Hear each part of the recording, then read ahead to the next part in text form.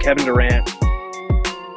Hi, everybody, and thanks for joining us for another episode of the PHNX Suns Podcast.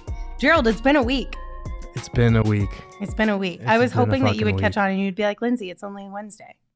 I know. I should have told I have you that no ahead of time. idea. Your brain power's not there. That's I have my no bad. idea what day it is right now. Gerald, it's Wednesday. I don't know what city I'm in, what time zone I'm on.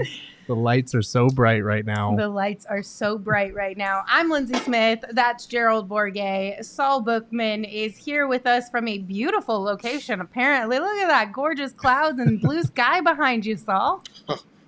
Don't believe the hype, because it's all cornfields and bullshit out here in the middle of fucking Texas. So Saul said I made it look bad. This is the Instagram version, and this is the real life version.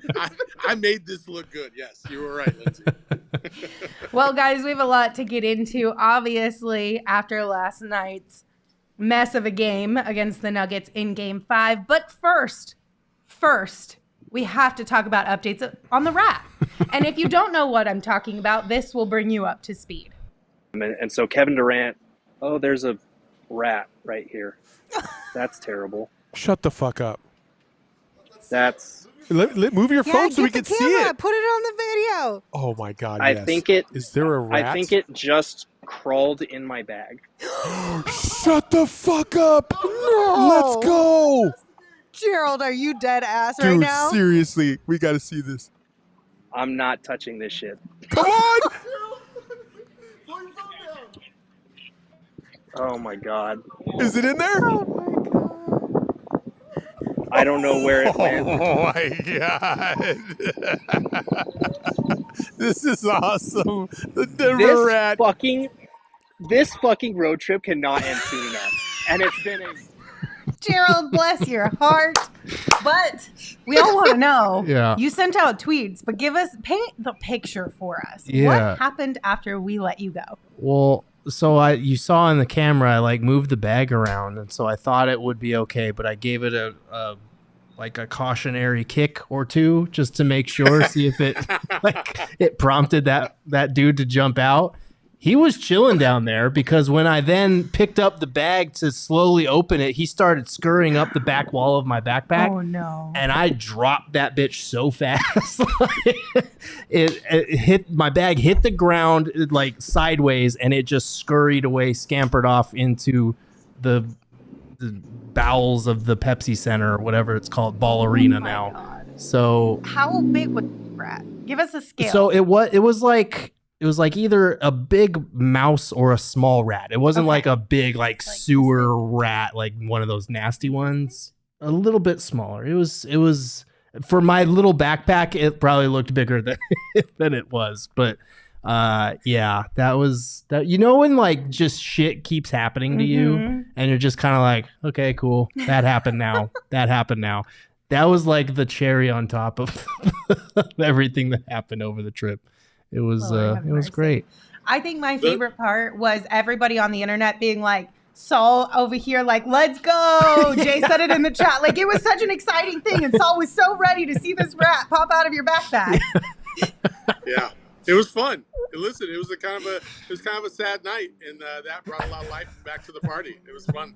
Also, I just want to give a shout out to the Pearl Clutchers that were so offended by our cussing on the show last night. I'm like, I'm sorry. The podcast you listen to is let's go, everybody. Let's have some good basketball, clean talk. Listen, that's just not what we are. No. Well, and in that type of a situation, I feel like it's, you let loose a little bit. It's just a natural reaction, so people are mad about that. And then Emma told me right before the show that people are saying we staged this. What a dumb fucking thing to stage if we stage something. Sir and or ma'am, do you think that my acting skills are that good? Because I can promise you they're not. God. Oh my gosh. Do Denver fans not have anything better than to think of things like this? No. Not everything has to be a conspiracy theory, okay? Yeah. Oh my God. Sometimes the world just hands you something really funny that you can laugh at. Right. And that's what this was. And I wasn't even trying to say oh, Ball Arena's garbage, there's rats running around. I just happened to see a rat. I don't know what you want me to say to that. Which honestly, it would surprise me if there weren't rats in arenas. The amount They're of food everywhere. and like drinks and everything that gets spilled. And I don't care if you have the best cleaning crew in the world. It is too many nooks and crannies in arenas to get that place completely spotless. Like we all know that. We've been in arenas. Lindsay, have you seen a rat inside the footprint? I have not, but it wouldn't surprise Neither me have if I. I did, is what I'm saying. Not since we changed owners. Gerald. This guy. But Yeah. good one, Gerald. I Good don't, one. I don't give a damn today. Oh man, we're getting spicy, Gerald. Oh, I Here comes love the it. studio right now. Damn it. Fantastic. All right. Well, that's the update on our newest pet here at PHNX. I wish you would have brought him back. We could have gotten him a nice little cage, put it right here. Rally rat. Could have been a part of our show. No, someone said PHNX rat. There you go. We're gonna have to get a fake one or something, or put a picture of it on the wall, or create a photo because we didn't actually. That's the one thing I wish you would have recorded yourself getting into your backpack. I really wish you would have. That would have been fantastic. I didn't want to have to like manage the beast with one hand. I needed both hands available you in should case have it. done it for us, Gerald. It's like you didn't even think about our feelings in this situation. The I'm beast? sorry. I mean, Yeah. all you had to do was flip the bag upside down. Yeah, just All drop my everything shit's out. in there. I'm You're gonna fine. dump my laptop and all my stuff on the ground. Yeah. Take one for the team, Gerald. I did. Did you scrub the all your stuff? content. God bless. What? No. Saul, what'd you say? Uh-oh. Oh, Now he Saul's froze. frozen. Oh, okay. No, I said, did you have? I said, oh, I'm frozen. Are we good? There we go. No, Yeah, you're good. good. All right. Anyway, I was just saying you had to clean all your stuff anyway, right? That's true. Oh my god, did you not clean your backpack? What am I gonna clean it with? Fucking Clorox wipes? Gerald, what those am I? things are so dirty. It's fine. Yes! It's fine. Yes.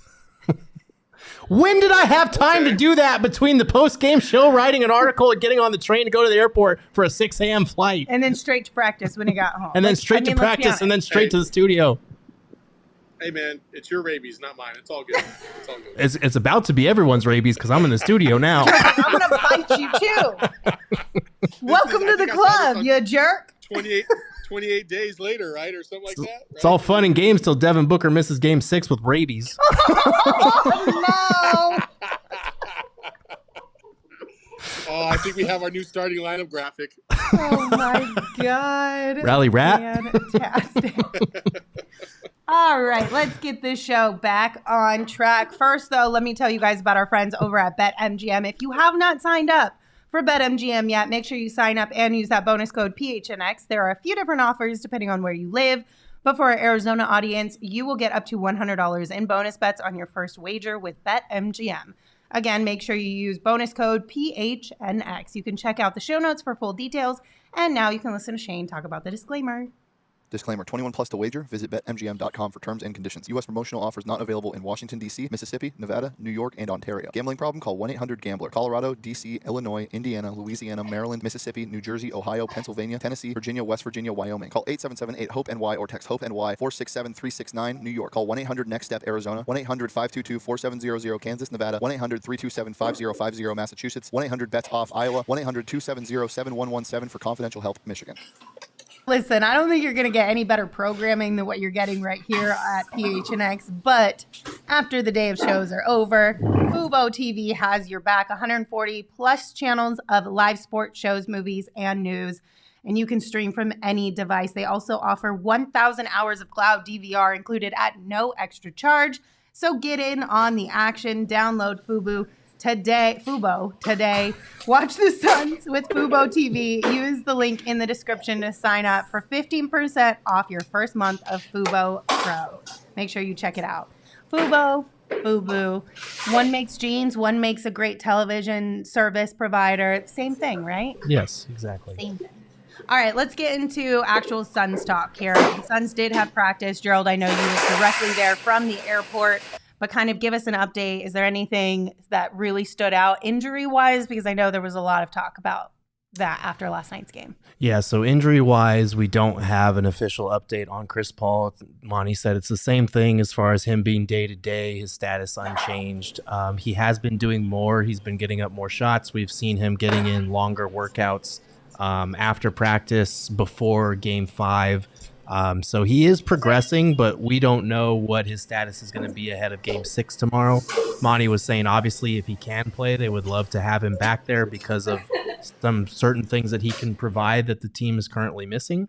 But we just have to wait and see. Book said it last night. Like, I had a similar thing, and that's one injury that you don't want to rush back from because you can re-aggravate it pretty nasty if you come back too fast. And then in terms of Devin Booker, Monty said he seemed fine. They didn't do a ton in practice today, but he got his normal post-game day routine in, getting shots up, and he seemed fine.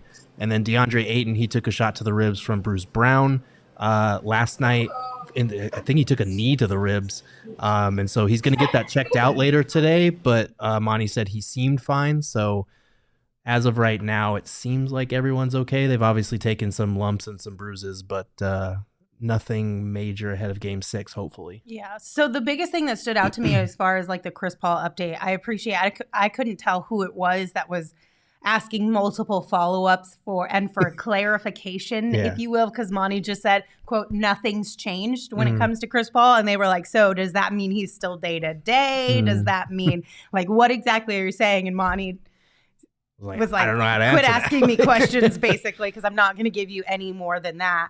Obviously, it would be great if Chris Paul could come back, but I'm not surprised to hear Monty not give any more context or any more clarity to the situation, because that just seems to be what the Suns have done around Chris Paul injuries since he's been here. But it would be great to have him back. Good news on Devin Booker, though. Seems good. And then DA, I'm a little bit confused by the gonna get it checked out. Like, wouldn't that be something you would get checked out in the morning?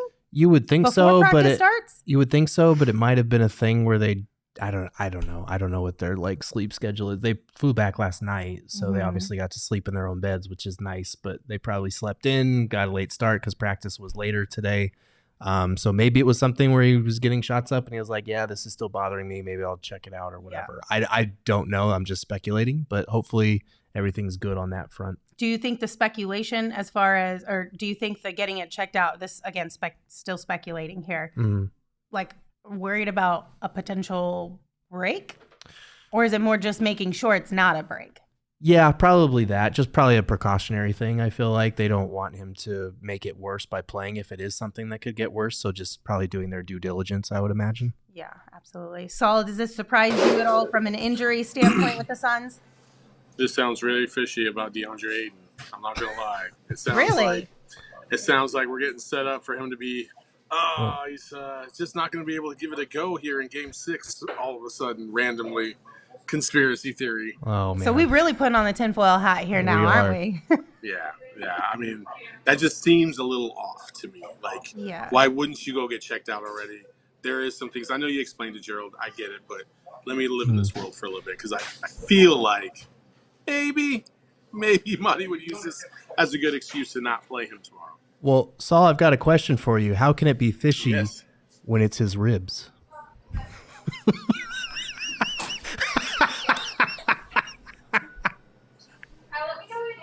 Jesus Christ. I don't.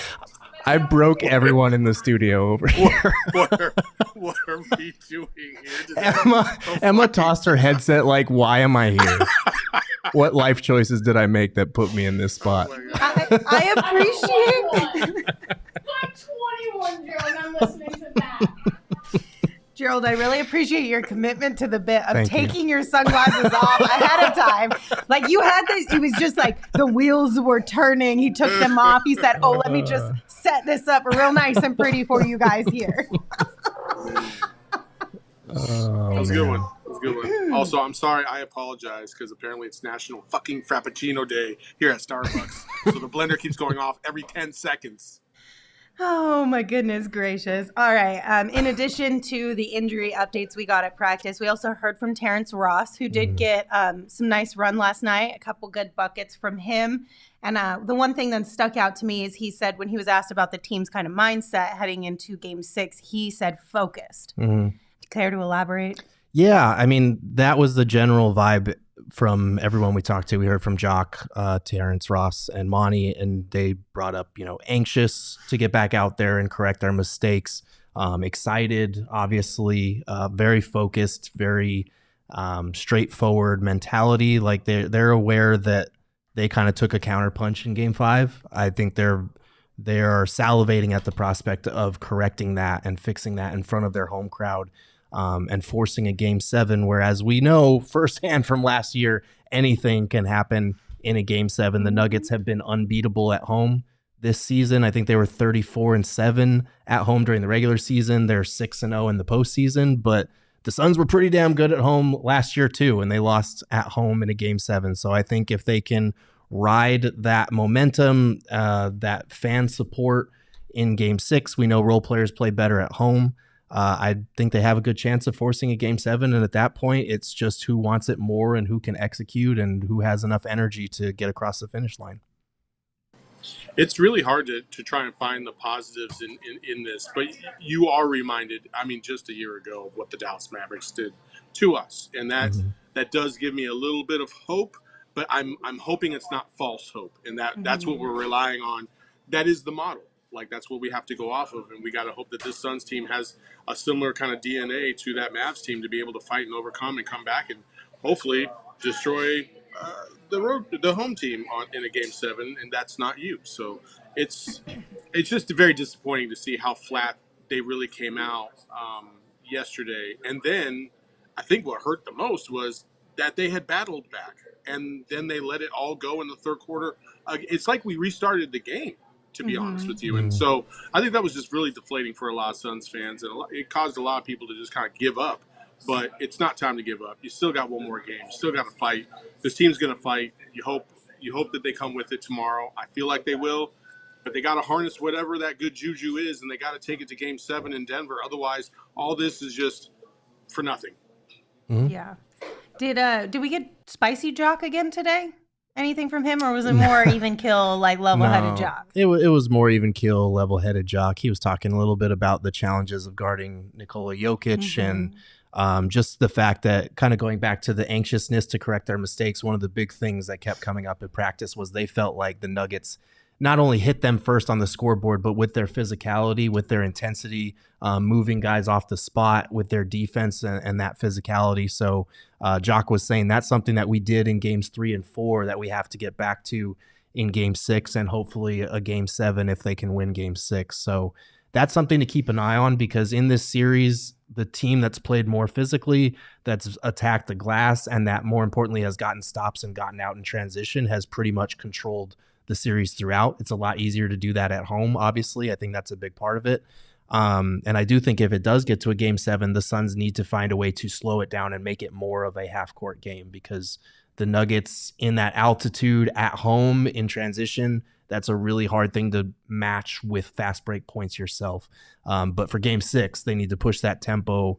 They need to get stops, and they need to continue to do what they did in Games 3 and 4, where every miss, even made baskets, we're running, we're going down the court, we're not letting you set your defense. And that's part of what's made Devin Booker so hard to stop. Yeah.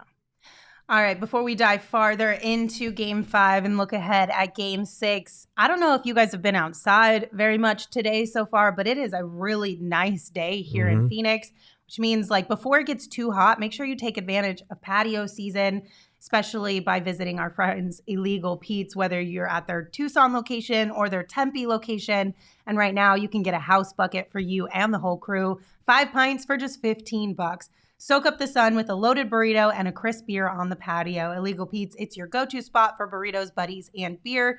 And while you're out on the patio, don't forget to bring your Shady Rays as well. You know, we love our Shady Rays here. They offer the most insane protection in all of eyewear. Not only are they great sunglasses, but their business practices behind the scenes are also fantastic. If you lose or break your pair, even on day one, they will replace them and send you a brand new pair. You can return them within 30 days if you just don't like the way that they look on your face, which I don't know how you couldn't. They're fantastic sunglasses, but you know how it goes. And exclusively for our listeners right now, Shady Rays is giving out their best deal of the season. Go to shadyrays.com and use code PHNX for 50% off 2 or more pairs of polarized sunglasses. Try for yourself the shades rated 5 stars by over 250,000 people. All right, let's dive into Game 5, look ahead of Game 6. So a lot of people in the chat right now are very upset with the Suns, rightfully so. A lot of what I'm seeing, though, is that the Suns don't deserve to win a championship. They haven't showed me that they have what it takes to win a championship. But my thoughts on that are, if the Suns are able to find a way to get out of this series and move on, not just to the Western Conference Finals, but the finals as well, they would have deserved it at that point. Because they would have had to work their asses off to get out of what they've got themselves into now. And I think that even though last night specifically I was very down on this team and I wasn't feeling great, it is doable. You guys had mentioned the Mavs series last year. We saw it firsthand. So not all is lost entirely with this team in series yet.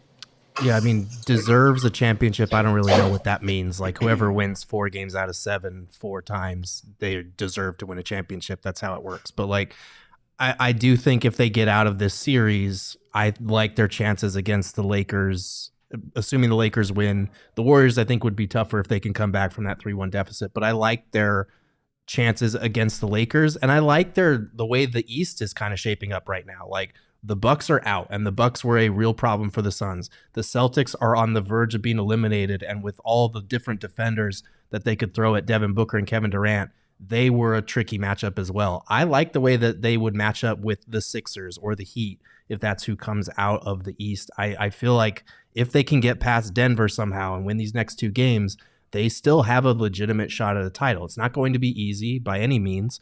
And we're still seeing on a game-to-game basis some of those learning curves with adding a guy mid-season and him not playing for multiple weeks during that stretch. It's tough.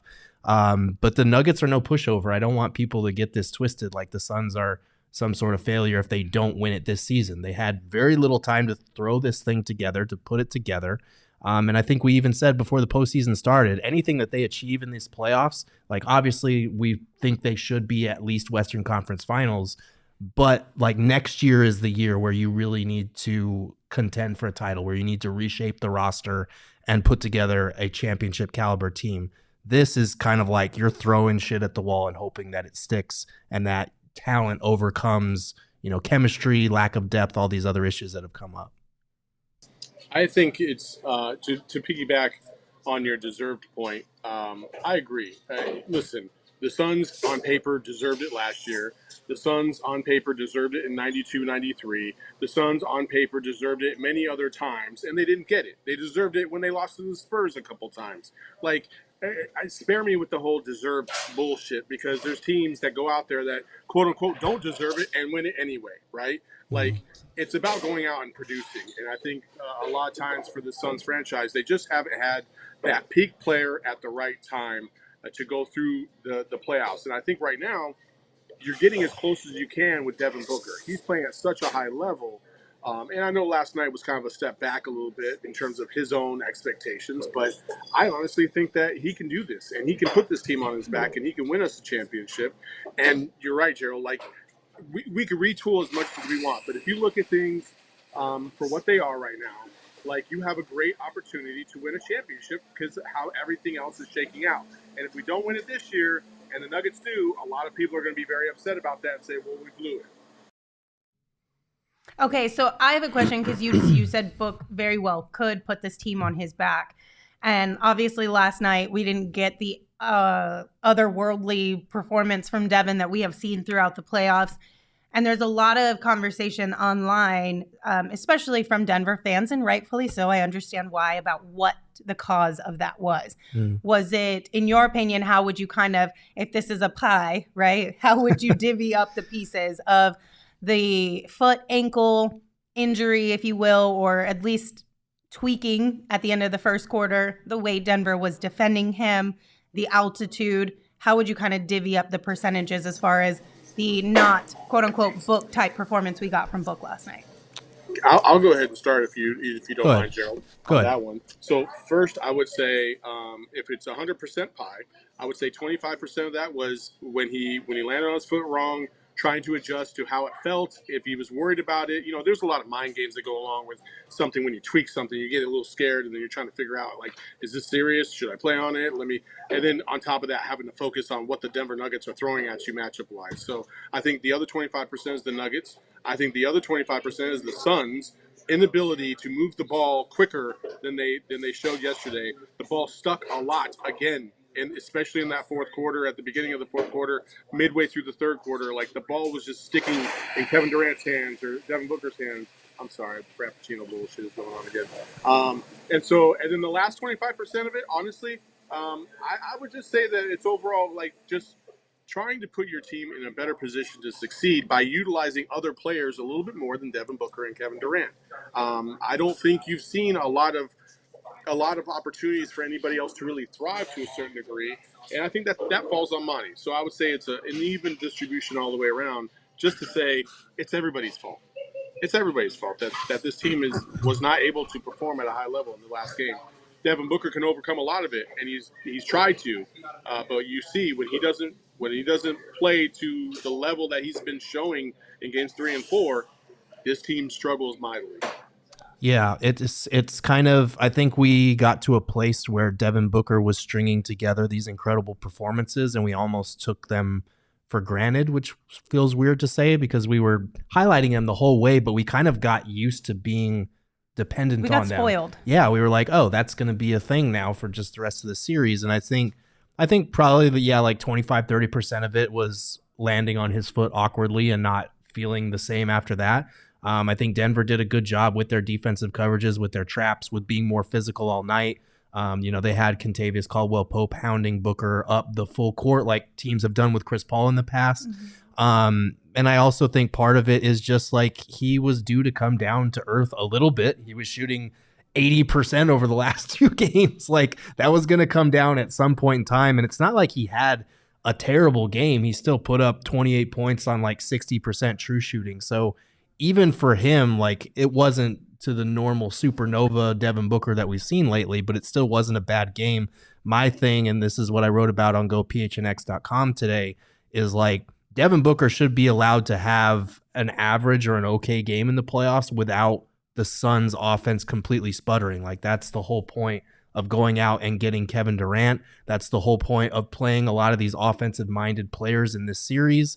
And a lot of those guys just didn't step up. We're still waiting for our vintage Kevin Durant taking the reins, this is my game type of game. Mm-hmm. And if the Suns can find a way to win game 6 without it, you pray that it comes in game 7 on the road, because that would be the way that you defy expectations and beat Denver in their own house where they've been pretty much unbeatable. So you're still waiting on that moment. You're waiting on some of the role guys to step up. Like I said last night, they need more out of DeAndre Ayton and Cam Payne as starters. But yeah, it's a tricky thing because Book has just been so fantastic in these playoffs. We kind of got used to it and then realized, okay, this formula, as much as we've talked about the heavy minutes and whatnot, it's not sustainable for a full playoff run. I just want to say this about deserving a championship.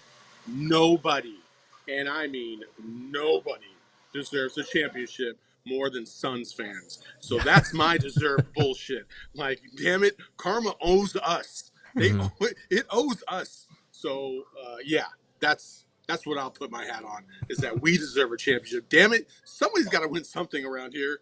I agree. Besides the Mercury and the Rattlers.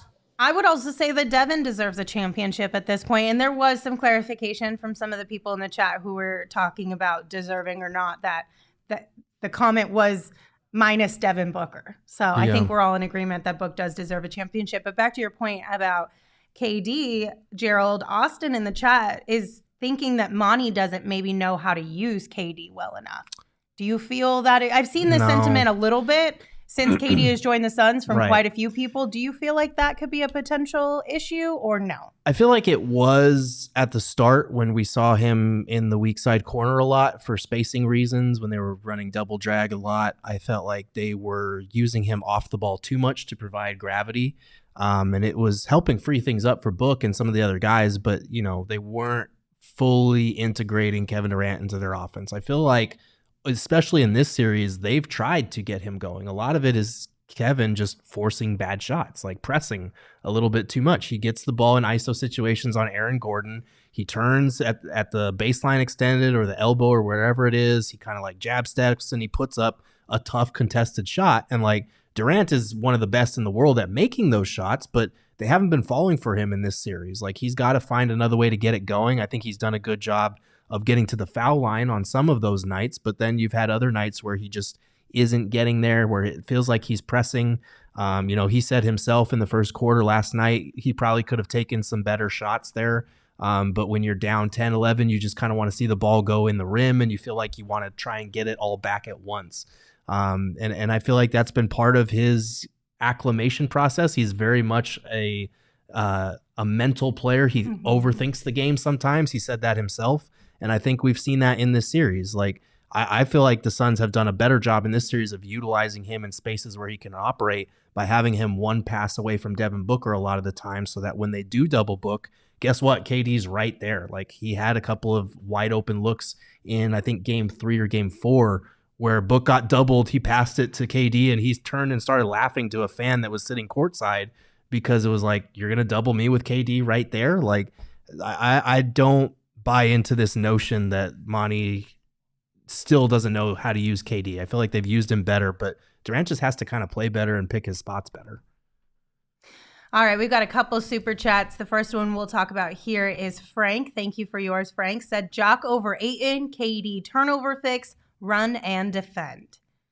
Do you think Jock should get a few more of Ayton's minutes? I'm not going to go as far as to say that Jock should start. No. But do you think that Jock should maybe or has earned a few more minutes here for the rest of the series? If this is how it's going to go, I think I was holding on to hope after game 2 or game 3 that like we would get a great DA game, like that it would come somewhere. He'd have like a 20 and 13 night or something like that. He'd hold Jokic in check. He would make a legitimate difference. And I think I'm getting close to abandoning that hope. Like, I think game 6 is kind of his last chance of doing that. And I do think, like, look, a plus minus is flawed for many different reasons, but sometimes it tells the tale, and it's told the tale with Ayton a couple of times in this series. No one should have expected him to limit Jokic for a full series or to go toe to toe with him in the stat column. But like, you watch 2021 back compared to this, and it's very different in terms of the effort and how much those two were butting heads and how much DA was making life tough for him.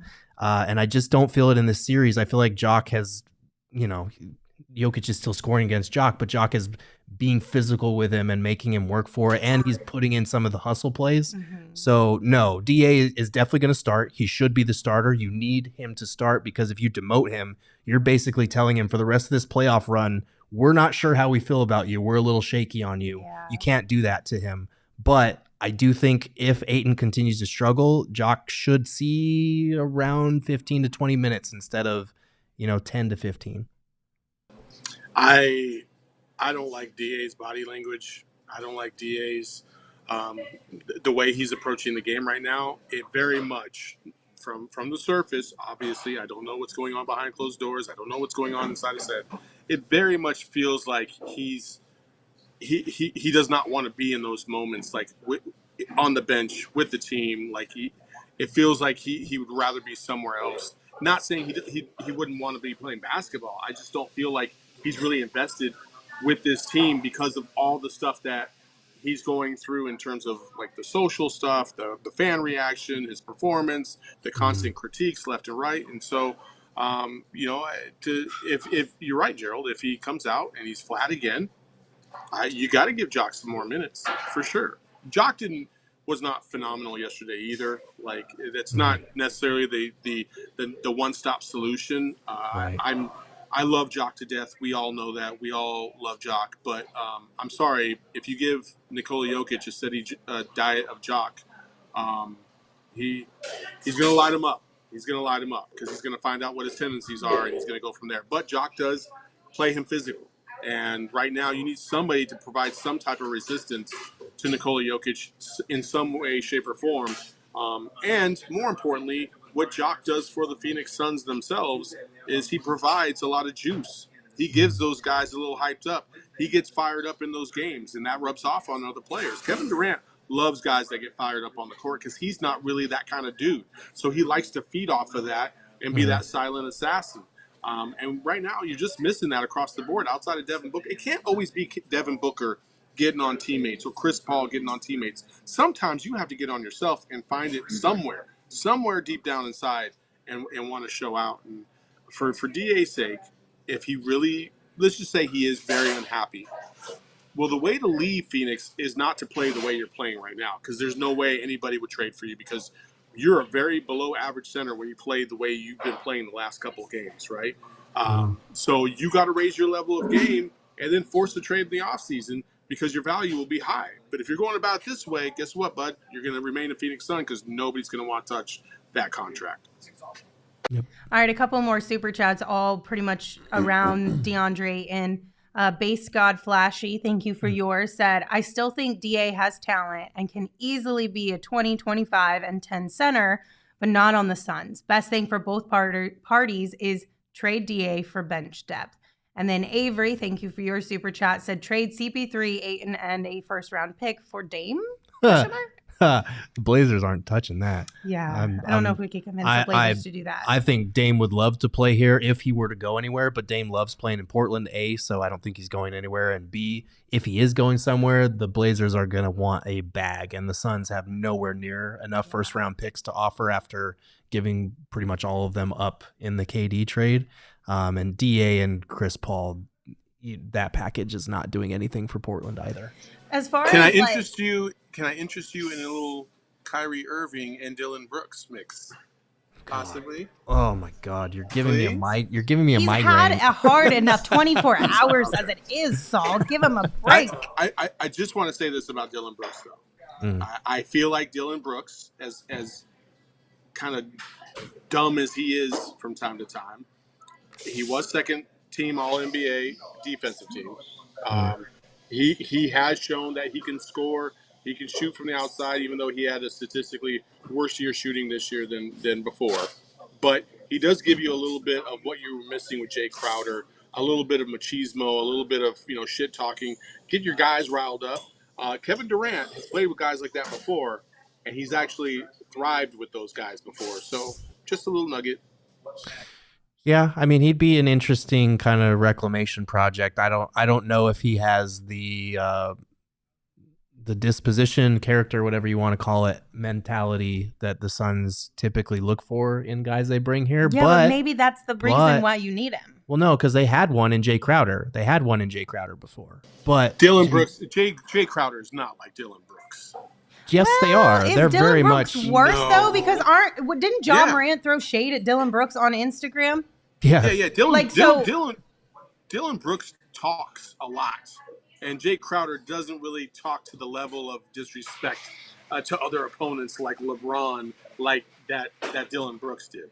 Right, but Jay Dylan Crowder's a little bit different in that regard. But Jay Crowder actually played well until this season being in that role. Dylan Brooks talks a lot of shit and backs up like 5% of it. And I feel like Dylan Brooks low-key talks shit to his teammates as well. There's no way that John Morant would publicly be beefing with him if there wasn't some sort of shenanigans happening behind the scenes too. I'm not saying that Jay Crowder wasn't equal to Dylan Brooks, if not better. I'm just talking about from a superficial standpoint, from like gassing your teammates up or talking shit to your teammates, getting into it, and just stirring the pot a little bit. That's what I feel like this Suns team needs from time to time. They just need somebody to stir the pot and get them all riled up, because sometimes they come out so flat that I'm like, bro, like sometimes I wish Devin Booker would just slap the shit out of somebody on the bench. Just wake up. Saul, which one? He'd get ejected, so I hope he doesn't do that. But on his own team? Oh, on his own team? Yeah. Come on, on his own team. Come on, man. Who's he smacking? Nope. See, that's the problem. We don't want to go there with that because. Yeah, that's true. Nope. Nope. But no, I will say, like Dylan Brooks is like turning the. I will happily walk behind the bench and get slapped for the team. Let's go. I will also sign you up for that, Saul. Damn.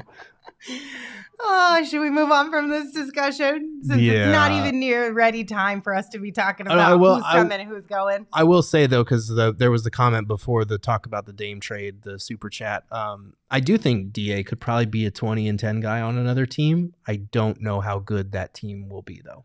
That's my thing with DA. I feel like he is capable of putting up numbers. Some team might want to give him the offensive role that he wants to have as far as doing more on offense, shooting threes, dribbling more. But as of right now, I just don't see that skill set for him. And I think if in his mind he's viewing it as like greener pastures or elsewhere, I truthfully don't know how much better it gets for him than being in this type of role with Booker, with Chris, with KD. For him individually, yeah, it gets better. But in terms of being on a championship caliber team, I don't know if he's going to get that role and be on a title contender. I think it's mostly mental with DA, though, at this point, because we've seen it on this team before, what he's been capable of, but it's not consistent. And I think the inconsistency is because of the mental. Right. That's where I think it all stems from.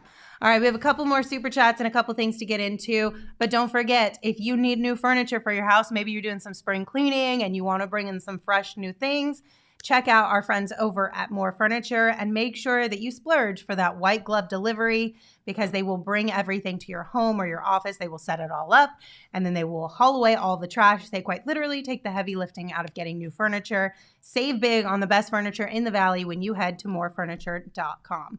Also, we are halfway through Teacher Appreciation Week. If you have not nominated a teacher yet, at 4peaks4teachers.org. Make sure you do. 4 Peaks is honoring teachers and allowing them an opportunity to win grants, 4 Peaks swag, and a grand prize of a custom makeover of their teacher's lounge at school. So make sure you nominate a teacher today. And also make sure you check out at 4 Peaks Brew and at 4 Peaks Pub on social media to keep up with the latest at Arizona's hometown brewery. You must be 21 or older to drink 4 Peaks beer, and we ask that you drink responsibly. Okay, 2 more super chats here. Laking, thank you for yours. Said, different topic, but do you guys think Booker, KD make an all NBA teams tonight? I know they missed some games this year. Probably not. I think they missed too much time, both of them, unfortunately. And it's going to be one of those things where we look back and look at their numbers and be like, damn. Or hopefully we look back at what they did in the playoffs too and be like, damn, neither one of these guys were all-stars or made an all-NBA team, or I guess in Booker's case, all-star. But yeah, I don't think so. So, yes, no, maybe so? No, I agree with Gerald. Spot on. All right, and then last super chat. Not for anything. So we're going to let you go after this one. Libertarian Sasquatch said, we need some 3 and D guys. We have neither 3 nor D guys. I think we have exclusively 3 guys, and then we have exclusively D guys, and we don't have the joint of the 2. And I think that's what they need, honestly. They need more wings. They need more guys that can make plays, that can put the ball in the hole, and that can defend capably. And Landry Shamet is the closest thing off the bench that they have to being able to play both ends of the floor right now. I think we're going to look back at this trade deadline, and yes, we pulled off Kevin Durant, but I think there was a couple other moves that could have been made to really shore up this lineup, like Jared Vanderbilt going to the Lakers. That was a huge one for the Suns, and right now you're looking at the Lakers and how they're performing and some of the pieces that they added at the 11th hour, and it's like, are you fucking kidding me right now? This fucking team... They found a way to possibly get to the Western Conference Finals. This is bullshit. But you got to give them credit because they made some shrewd moves, and the Suns had the opportunity. We were talking about half those guys that they traded for at length for so long, and not one single person got traded outside of Kevin Durant. And then you traded Jay Crowder for a bunch of picks. I feel like the Suns could have done better and put themselves in a better position. But they trusted their guys. And again, I think one thing that's going to have to happen this offseason is there's got to be some honest reevaluation taking place about where you are at as a franchise and who do you really trust in that bench unit for next year. All right, so appreciate you joining us on the show. I know you got to run. Gerald and I will handle it from here. Enjoy your vacation, and we'll see you maybe on Sunday. Thanks, guys. Hopefully I get to see you guys on Sunday. All right, Gerald, a couple more things. We have one additional super chat from Humble Rumble. They said, Ayton scapegoat. Goated? Ayton scapegoated? Scapegoated. Suns in 7, protect home court. I agree with you to a certain extent that Ayton is often, when things go wrong, he's the first or the second person, depending on how much you hate Landry Shamet, is the first or second person that everyone in the Suns fan base turns to and looks like, What is he doing? He's not doing enough. They're more mad at DA than Landry, though. Yes. Yeah. Well, no, I don't agree with that. No? I think no. I feel like with Landry, it's a lot of like Monty and Landry combined. But Landry is just like DA. Landry is like universally disliked by the That's fan base, fair. and it's kind of messed up. DA at least has like diehard supporters and diehard people that will never admit that he does things well, which is annoying. But I don't know, man. I keep coming back to this. Like, DA is the max contract guy. He's the number one pick. Like, I know that he didn't ask to be picked number one and all this stuff, but like the effort, the energy has to be there. I'm not asking him to go out there and start handling the ball like Joel Embiid or making passes like Nikola Jokic.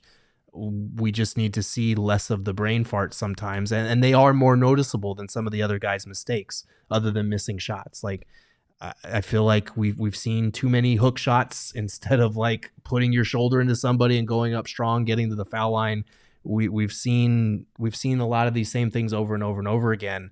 And in the past, it was okay because it happened during the regular season, and then playoff DA, the light would switch back on. And now it's like, okay, playoff DA hasn't shown up yet. Like, is this relationship at a point where for both sides they just need to part ways and start fresh? Or is this something where eventually he's going to turn it around? Right now, it just doesn't feel that way. And when he's kind of the third option behind Book and KD with Chris Paul out, and he's putting up, 14 points, like it feels we need more. Yeah. I mean, I think I'm of the camp that you kind of do need to part ways or something needs to change. What that is, we can dive in deeper during the off season. Right. But I don't think if this team comes back next year as it stands, and I'm talking specifically DeAndre and the coaching staff, I don't think anything changes. But if one of those things changes, then maybe you have a shot. Yeah, at everything kind of figuring itself out. And we should note, like, we're talking about this like we're looking ahead to the offseason and talking about the Suns like they're dead. Like, they're not dead. No. They win Game 6. We saw this happen last year. The home team held court in the Suns-Mavs series until Game 7, and the home team just shit the bed because there was a lot of pressure. The Nuggets are going to feel that pressure if the Suns win Game 6, and it's on the Suns to take what they learned from last year and be like, nah, we're going to be this team this time around instead of the other way around. So they're not dead in the water. Like, and who knows, a different series matchup could bring out the best in DA. Maybe we should just acknowledge the fact that Jokic is really fucking good. Yes. And he's tough for anybody to match up with. So but we still want to kill his dreams. That's as aggressive as I'm going to get today. They did go pretty far, not going to lie. But that's how I'm feeling. That's what I would like. That was like a child's war cry. Like, we're going to kill his dreams. Brother, what in the Care Bear hell are you? No. Not at all. God bless. Okay, let's get out of here. Thank you guys for joining us. We appreciate you as always. Hopefully after a good night's rest tomorrow, we will come back and be better. Although I did think today's show was really entertaining and really funny. So I hope you guys did too. Until we see you tomorrow, you can follow the show on Twitter at PHNX_Suns. You can follow me at Lindsay Smith AZ. You can follow Saul at Saul_Bookman. And of course, you can follow Gerald at Gerald Bourget. Gerald, take us home. If you need me, I'm going to be writing an article and then sleeping until the start of Game 6. Ahoy. Hey yo, my lifestyle is retro. Tell the Phoenix Metro. Megas in control and he ain't never gonna let go. PHNX though, Lindsey, Gerald, Espo. Saw past the ball, we here to turn up the tempo. Got to understand.